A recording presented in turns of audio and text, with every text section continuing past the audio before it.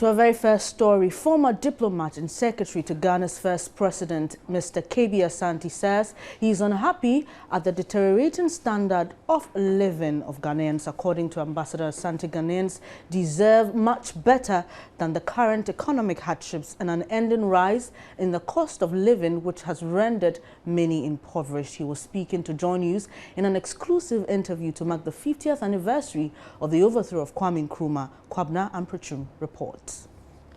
His vision was a united, independent Africa, free from colonial shackles and oppression. It wasn't difficult, but you must know your stuff. He calls you and Asante, I want you to write to this head of state. I want a draft. Tell him, I told you so. How can you just go and say, dear President, I told you so? He has suffered to lead his people into one of the front runners in the fight for independence, Kwame Nkrumah became the first president of Ghana in 1957. There is a new African in the world.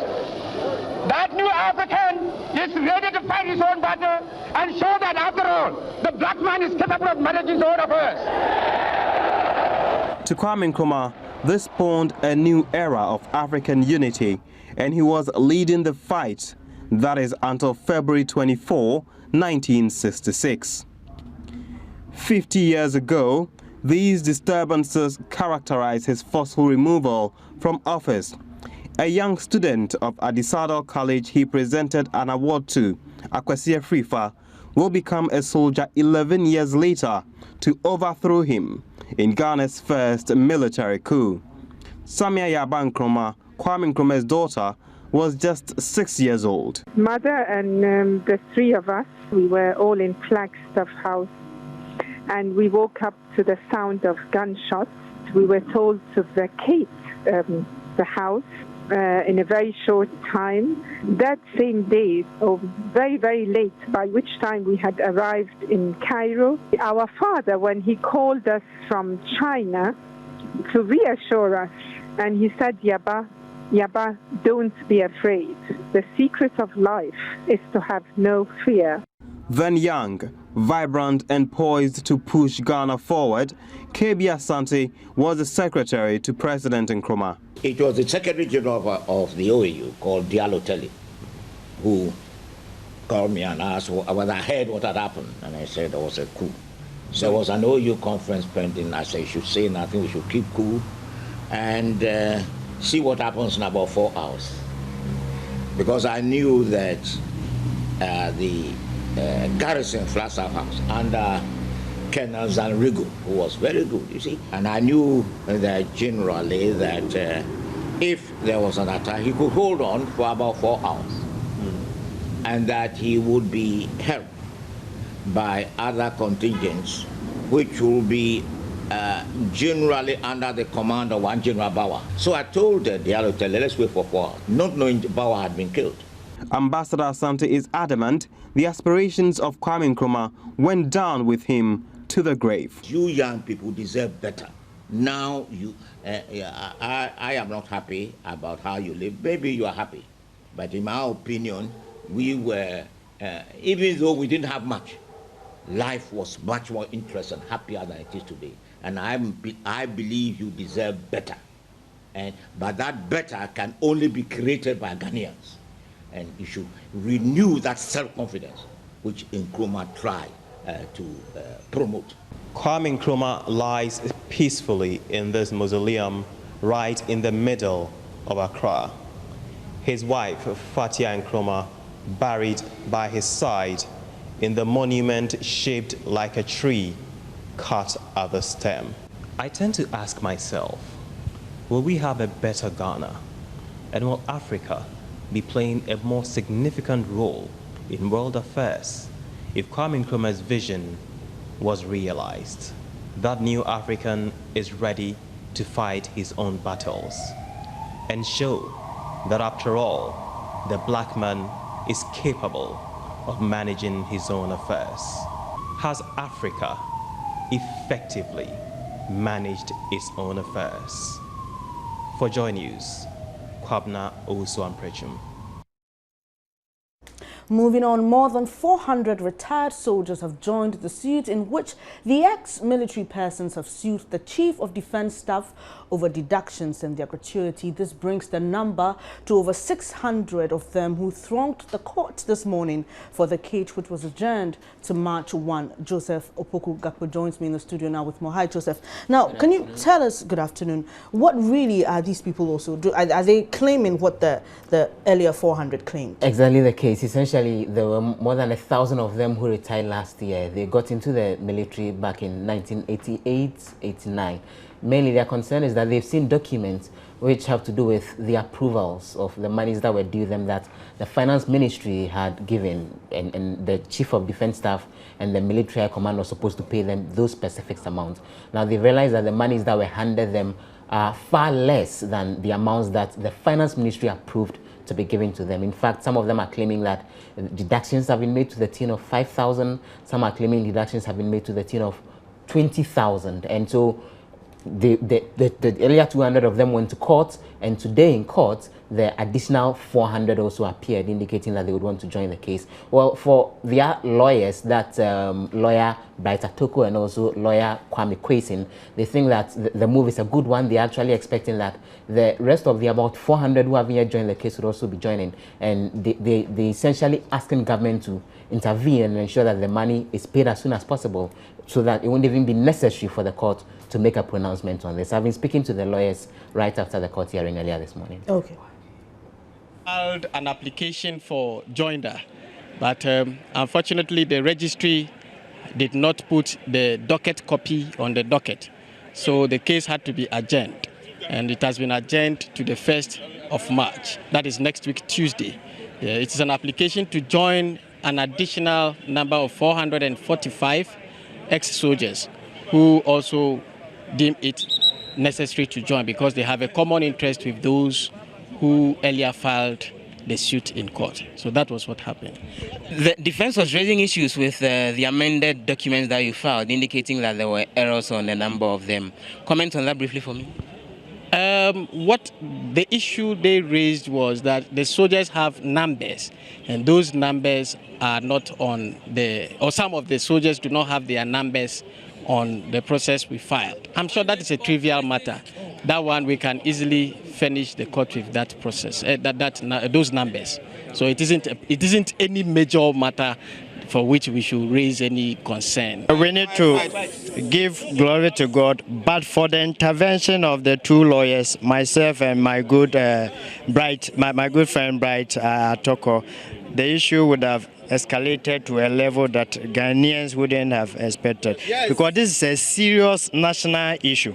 You see, so at this point, all I will do is to appeal to the seat of government that it goes beyond the ordinary retired military officers. It goes down into national security matters. So suffice it to mean that even the military officers do not have a case. The government should intervene. This thing has gone on for one solid year, okay? But for the fact that the lawyers kept on telling them that they shouldn't worry, we'll address the issue at the law court and then appropriate quarters. Imagine, military men, ex-military men, okay, hungry ex-military men. Now they are no longer in service. They are not afraid of being fired or not. So imagine if they go and group somewhere. So please, we are calling on the government, we are calling on the president of the land to intervene in this matter. Well, so that was a lawyer for the soldiers. But who else have you been speaking to on this matter? I've been speaking to the spokesperson of the soldiers themselves, that's ex-W01 Samuel Dakwa. Well, they are a little bit concerned about how slowly the case is progressing, but they think that at the end of it all, justice will be delivered and that they would get what they are asking for. Let's listen to all right, we can take a listen to that. We filed an application for joinder, but unfortunately the registry did not put the docket copy on the docket. So the case had to be adjourned, and it has been adjourned to the 1st of March. That is next week, Tuesday. It is an application to join an additional number of 445 ex-soldiers who also deem it necessary to join because they have a common interest with those who earlier filed the suit in court. So that was what happened. The defense was raising issues with the amended document. We do apologize for that. That was actually lawyer Bright Atoko. Yes, he's a lawyer for the soldiers. soldiers. All right, we'll end it here. Thank you so much for your time, Joseph. The story continues. We'll bring you more updates in our subsequent bulletin. Now, sections of Kumasi High Court building has been gutted by fire. Chambers for 2 High Court judges and 1 Circuit Court have been badly affected. Correspondent Erastus Asare Donko joins us live on the phone with more. Hi, Erastus. Hey. All right. Do we have how the fire started? Do we know how the fire started? Well, the account we are getting is that court was in session and they saw some smoke up the judge's chamber. And so they went in there to check it out and they realized that it was coming from the ceiling and other parts of the room. And so they called in the fire service to try and contain the fire from spreading to the other courthouses. So currently, we have 2 chambers completely gutted by the fire. These chambers belong to 2 High Court judges, High Court 5 and High Court 4, and then 1 Circuit Court judge. They serve as chambers for them. We are also learning that these are chambers that do have, documents, files, case docket and other things in there. And so one judge was telling us a short while ago that it will be very difficult for them to proceed with any of the cases being handled by these judges within these chambers. They need to wait for lawyers to raise, copies of these backups with any temporary docket to be able to proceed on these cases. So it will take a while for such cases to begin. Okay, so apart from that, do we have any recorded casualties?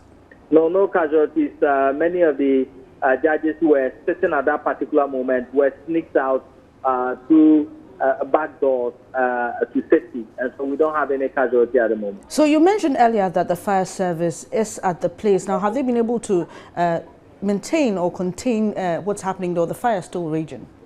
No, they've been able to put the fire under control now, and so they are now assessing the damages. We have the Judicial Secretary and other judicial staff here trying to assess the damage and also to conduct investigations as to what really caused the fire.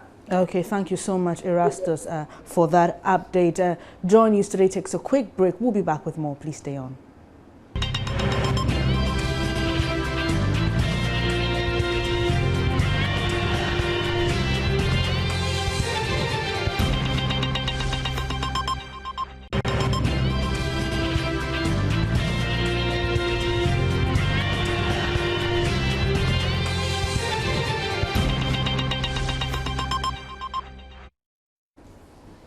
You're watching Joy News Today with me, Benis Abubedi. Thanks for staying on. Now, GBC workers have vowed to resist the extension of Director General Don Chebe's term of office. Workers say he and his board have collapsed the Ghana Broadcasting Corporation. They're calling for a new management who has the well-being of the national broadcaster at heart. Now, Mamiesi of our affiliate station at Dome FM joins me now with more.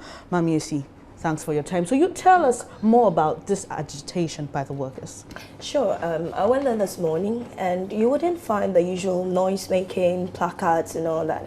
What you see is a red banner that is stating their grievances towards the board chairman.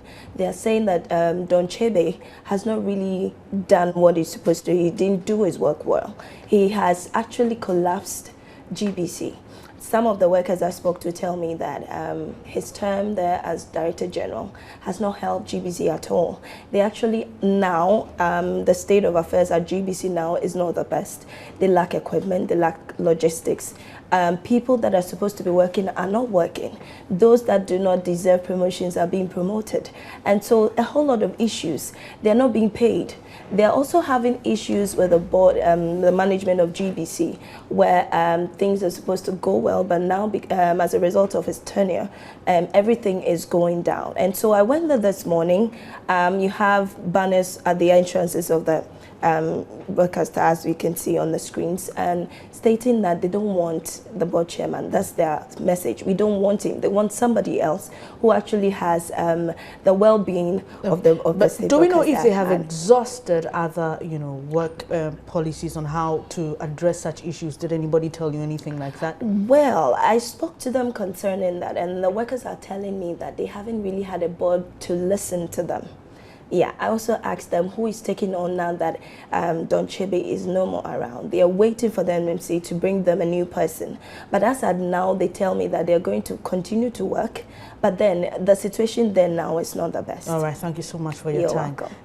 That was Mami Esi from our sister station, Adom FM, briefing us on the agitation at the Ghana Broadcasting Corporation. Now, on to more contention. New Patriotic Party parliamentary aspirant in the Clottey-Korle constituency, Ninoy Norte, is leading a campaign for delegates to vote for a Ga indigene ahead of the party's February 27 primaries.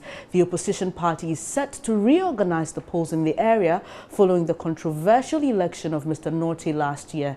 The former constituency chairman will be coming up against renowned lawyer Philip Addison in the crucial polls. Speaking to Joy News, Ninoy Norte says that will be the best way to ensure the party defeats the NDC in the general election. This constituency is a traditional seat.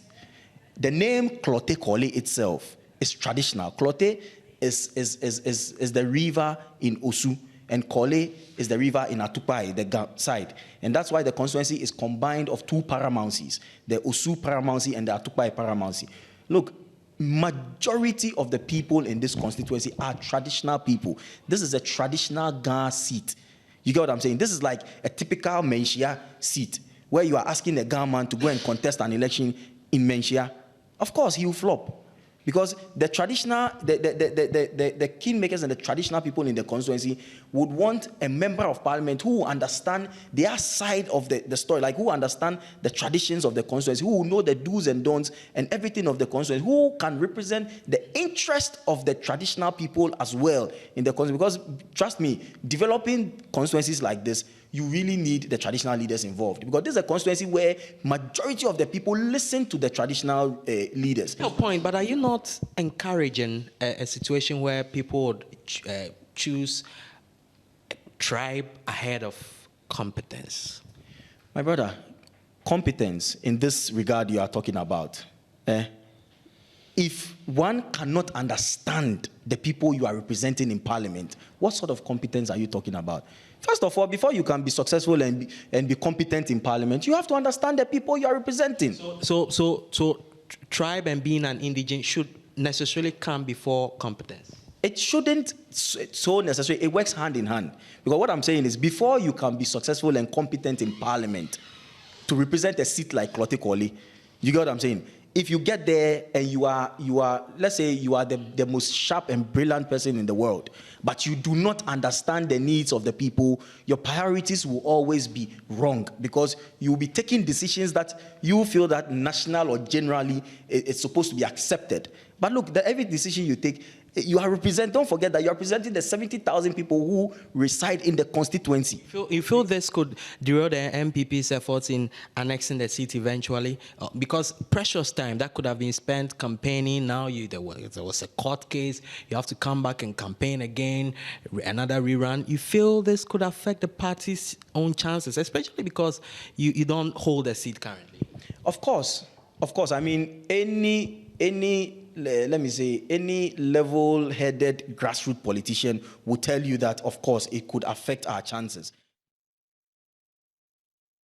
in our sister party. Actually, an unfortunate statement. That statement is totally flawed, and I feel it's totally out of place in the sense that it should not be encouraged or countenanced anywhere. I would even plead with your media houses not to carry such a story, because it is a story of divisiveness, and I feel it should be condemned the moment it was even spoken by him. Now, why would you even want to start anything to do with tribalism? First and foremost, I am not against that because Philip is different. No, Philip is Ga indigene from Kinkanwe. If you would plead with, if you would allow me, but then because we are one family, sometimes certain things need not come out. But let me just say this. If you can, let us verify from Ninoy. His name actually is Vincent Valentino Eniampong. That is his actual name. Ask whether he swore an affidavit to change his name from that to Nino Enote. Ask him. If you're talking of a true Ga indigene, Philip hails from King Kanwe. Are you questioning, is the Philip Addison campaign team questioning the true, whether or not Nino is indeed an indigene of that area? You see, I never, and the Philip Addison team has never brought up anything like this. I'm seeking clarification. Is that what the point you're making or not? No, that's what I'm trying to. I'm saying the Philip Addison team has not come out to say anything of that nature. Because so what's the point you are making with swearing an affidavit, change of name and all that? If you allow me, I think you would understand me very well. I'm saying the Philip Addison team has not made any statement whatsoever anywhere. But then for my brother Ninoy to come out and say that we need an indigene, a Ga indigene, for that matter, I feel is a bit problematic. You just heard Norma Tete, his campaigns manager for Philip Addison, reacting to Mr. Nino Note's comments over there. He also confirmed that Nino Note has decided to form a coalition with Philip Addison to win this election. Yes, to your story, I would say yes, it's true. There's been a coalition between Nia Jeteria and Philip Addison. That's right. That I think it has to do with hard work and understanding prevailing between the two aspirants. And they had their own talks, and I think it came to the realization that they should come together and then fight together. I mean, seek for one particular goal, and that is what I think they have done. Much of the details, I'm sure, after the elections, we would have to make that public to you. For now, let us just keep those to our chest. And just to clarify too, who is joining who? Nia Jeteria is coming on board the Philip Addison campaign team? Yes, Nia Jeteria is coming on board the Philip Addison team. That's right. Still on politics, members of parliament are not happy with what they described as lack of due diligence on the part of the president's nominees for ministerial appointments in the preparation of their curriculum vitae, contributing to the notion for the approval of nominees vetted by the appointment committee. The House said gaps in the CVs give cause for worry. Elton John Brobe joins me live from Parliament with more. Hello, Elton. Hi. So what exactly are the worries of the members of the House concerning the CVs presented to them? Well, in the opinion of the appointment committee and their report was presented by the First Deputy Speaker of Parliament, Eboba Hatinojo, they observed that almost all the nominees did not take their time to write their CV. Now, in the event, according to the First Deputy Speaker of Parliament, there were many gaps and sometimes overlaps and seeming conflicts in the CV submitted, and the nominees were requested to resubmit their CVs. Now, the indication, according to the chair, is that they were not diligent enough, yet the office they have been nominated to require serious diligence, and the committee accordingly urges the nominees to exercise greater diligence in their respective endeavors if approved by the House. But let me say that the approval has already been done. So the nominees that were vetted by the appointment committee, Albert Abongo for the Upper East region, John Alexander Akon for the Asante region, Edwin Yilante Van der Poy for the Ministry of Youth and Sports, Honorable Rickett Hagan for the Central region, Abdallah Abubakari for the Northern region, and Professor Douglas Barney for the Ministry of Health. Their nominations have been approved by Parliament, and now I'm sure that the next stage will be the President to swear them in so that they can start their work as Ministers of State. All right, Elton, just a little clarification here. When they say gaps, is it an issue of layout or setting essentials that they require that were not included in the CV? They spoke about conflicts. They spoke about the fact that there were issues with the CV. And I'm sure that for those who monitored the vetting, all the nominees that appeared before the committee had one issue or the other relating to their CV. Some did not include their date of birth, education, qualification, and other issues that, you know, they told the committee, but yet were not included on their CV. So these are some of the issues that they raised and is captured in their report. Okay, Elton, but what else have they been debating on the floor? The House has adjourned because, remember, tomorrow is the presentation of the State of the Nation address. Because of that, my information is that the National Security and other people are undertaking some exercise in the Chamber of Parliament. For that reason, the House has been adjourned to allow for that work to start. And then they also have a lot of things that they will be doing from now to tomorrow morning. For that reason, members of Parliament have been allowed to have that respite so that they can come back to the House early enough for the presentation of the address by President John Mahama. All right, thank you so much, Elton. That was Elton Brobe, our parliamentary correspondent, bringing us live updates from Parliament today. We take a quick breather. We'll be back with business news. Please stay on.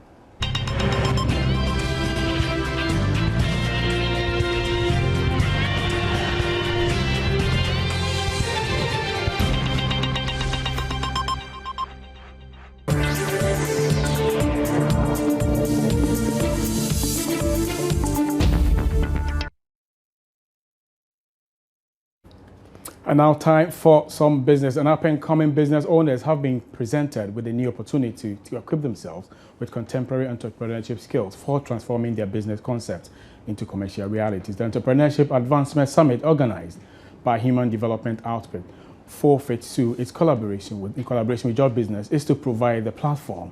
The training workshop under the theme Kickstart Ghana has been scheduled for Saturday, 12 March.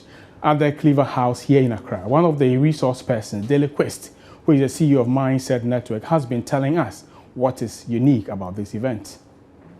Beyond just having the conference, there will probably be a session where people would be given the chance to come to the Entrepreneurial Training Institute to be trained and to be coached if they want to further whatever they've started with.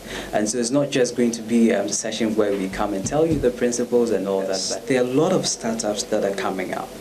And one of the things that I'm very much and deeply concerned is with the long-term effect. If the mindset is to just make money, you make money to a point and you get frustrated and you just vanish from the system. We're looking at raising a group of people, a crop of people that think deeper into the future. And so when you have a startup, we've had a lot of startups in the past 10 years come up and they are nowhere to be found. I'm not impressed with the startups that are coming up. Okay, so we've had startups that have been around for the past 15 years or 10 years. That means that there's a legacy that is being left, and they are coming with a certain trademark that people will trust for a period of time. And so instead of really looking at helping people to create startup, we are looking at helping the people to identify a need that can be sustainable. Then you can be bold to put your investment into it. Dele-Quist is the CEO of Mindset Network, one of the resource persons for the Entrepreneurship Advancement Summit organized by Human Development Outfit for TIZO in collaboration with Joy Business. Other resource persons for the event include Rector of Entrepreneurship Training Institute, Professor Ajimambedu Ekosa, and Kali Jau, deal associate with AgriFund, Management Limited, a subsidiary of Data Bank, among others.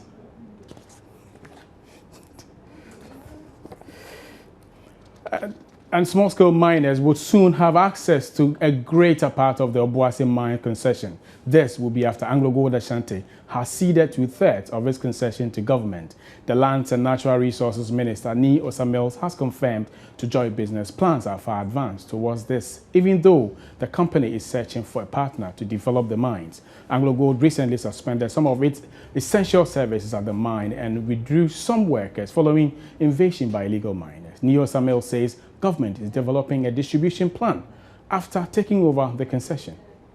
What Anglo Gold Ashanti is talking about is that they've decided on their own, voluntarily, based on law, to cut off part of the land that was given to them under the lease.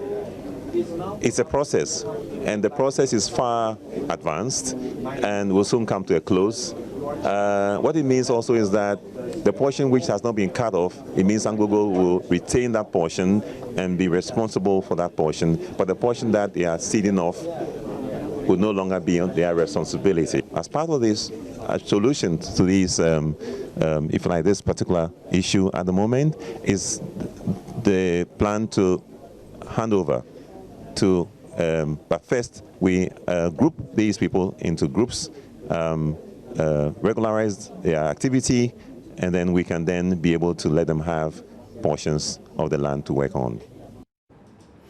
And that will be it for business. But for more, you can join me at exactly 1 to 1:30 on the marketplace for more business. My name is John Kojo Amarko. Please stay.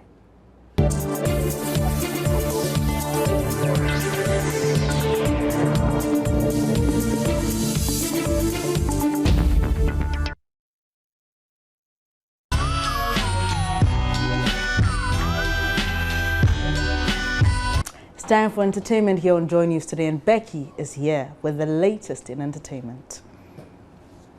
Well, let's talk some entertainment now. Upcoming act Nkrumah, who is popularly known for his cover Build a House of Sarkodie's song Hand to Mouth, says that he is in talks with the management of Sarkodie, and hopefully there will be a collaboration between them. He spoke on the Countdown show on Joy Prime.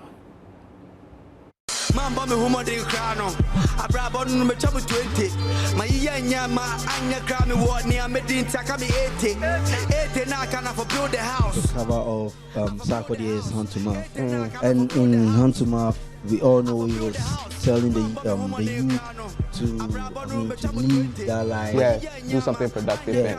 Yeah. And I took mine from the opposite direction, where I'm a hustler. As you can see, now I've lived the 20% of my life, and the 80 I want to build a house now. So I've already done things. I've bought clothes. I'm still chilling. But any money I get now, I just save it to. So I was, early in the morning, I was drinking my cocoa, and I received a call, and wow, Manche, do you know what is going on? I said, what is going on? He said, Sarkodie tweeted your video. I said, okay. Like, seriously, I wasn't expecting that. Okay. And I mean, that's what you get when you push to the limit. Yeah, and from then, I mean, my career just boosted like magic. So are you looking to work with him? I'm looking to work with him. I currently have a song, Regardless Love, and I don't know if he would love to jump on it, but then I would like him to do a verse on it for me. Okay, have you tried contacting him? Do you have any contact with him? Yeah, after he posted the video, I sent him an email to show my appreciation, and he replied me, so I know when I... So at least the... Away from that, let's move to Nigeria, where Paul of P-Square fame has been explaining the numerous issues surrounding their family feud. I told somebody yesterday, even the day my brother got married, do you know somebody called me and said, why is your brother getting married today and you're not getting married? I laughed, and she was like, and by the way, why are you not marrying twin? Then one day I posted a picture saying, check out my house. And they were like, why are people not living together? I got angry that day. No one replied to the person that said, why are you not living together? I said, we for Kukuma marry one woman. Let me make you happy. Why? Why is it that when somebody tries to do something on his own, if you hear me do a song alone, ask me this question. If you hear Peter does a song alone, and maybe call it Peter Fishman, ask him this question. Wow, he did dance with Peter. What he loves doing. So if I did something with Paul, fire go down burn me. So why is it that people always have this thing? And trust me, that's one thing that makes us different. When we hear such a thing, we don't even talk. Keep your speculation. Next, we'll do a song and make a video. He also hinted of starting his own record label. He explains why. Nothing changed. It's just from a group and organization to part of the group, just personal thing where I can have my own artists and do it how I feel, not how everybody feels. Because you know how it is when you have so many CEOs. If you say A, everybody says so. I need a platform to just I can take my own decision. Whenever I'm bringing up an artist and take a decision. There are some other artists that are still going to be on Square Records because everybody still understands that person. But for Root Boy Records, it's personally for me. I'm trying what I want to achieve like what P Square have achieved too. You know, I'm working because I know that music is not for life, man. Sometimes you need to just, while you're doing what you're doing at the same time, you need to try and bring up new people. We've tried it once, but one thing led to the other. It didn't work. Not like it didn't work. But same one thing I said, like when you have 2-3 people coming together to on a record level, there's so many protocols. When there's an issue, this person needs to find out, this person needs to do place by this person, so it's too much. But for this one, I'm taking a risk. It's me. That'll be all for the segment. My name is Becky.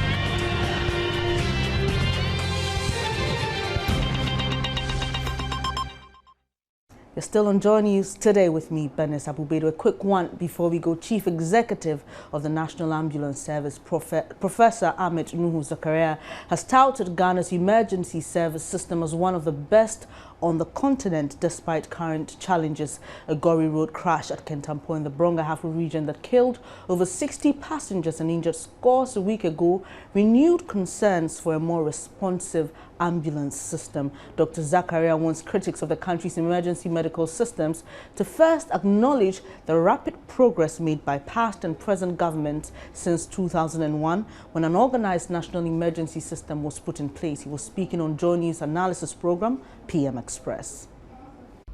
If you look at where we are, without blowing our own horns, in this whole sub-region, apart from South Africa, Ghana is the next country that has an organized EMS. Not even Nigeria, that is bigger than us. They have just private scattered EMS. So in Egypt? Egypt, yeah, Egypt also has, yeah. Egypt, South Africa, and Ghana. Good. So basically, if you look at the system, from the perspective of a cup half empty, you may want to say, oh, there is nothing. But from a perspective of a cup half full, you realize that looking at where we started, from 0 to 7 to 24 to 130, definitely is an improvement. And in terms of staff, from 57 to, let's say, 200 to now 1,700, there's also improvement. Without the systems, definitely we have a challenge. But once we are building the systems, all we need now is just to resource the systems, and we'll definitely be meeting international standards. What I always want us to accept is that if you visit any AMS anywhere in the world, they will tell you that even the speed at which we have grown is faster than what the UK and even the US have taken to. We are having partnership with North Dakota, a state in the US, and definitely they share their experience with us. And obviously, without any exaggeration, our EMS system is in the right direction. All we need now is to accept the fact that there are still challenges, and we need to really improve it. The reason I'm happy about this kind of discussion is that as a country, once we are developing, we need to move our EMS system along. Because research has shown that when you have an effective pre-hospital emergency care system, obviously it improves outcome in your health delivery system. Because without an effective EMS system, it means that cases that will be getting into your hospitals will go in moribund states, and that even will affect outcome. So currently, as we speak now, we have some ambulances in the country. Some districts have the benefit of the service. We are now expanding to cover virtually all district capitals. Initially, we started with the criteria of just accident proneness. But if you continue with that, it means that you'll be depriving areas with high maternal and child mortality rates of such services. And equally, you realize that every district capital definitely deserves an ambulance station. So currently we have the 3 criteria we've combined to expand the service, both accident proneness, the high rates of high maternal mortality, and also the fact that every district capital deserves the service. That'll be it for this edition of Joy News Today. For more news, kindly log on to myjoyonline.com.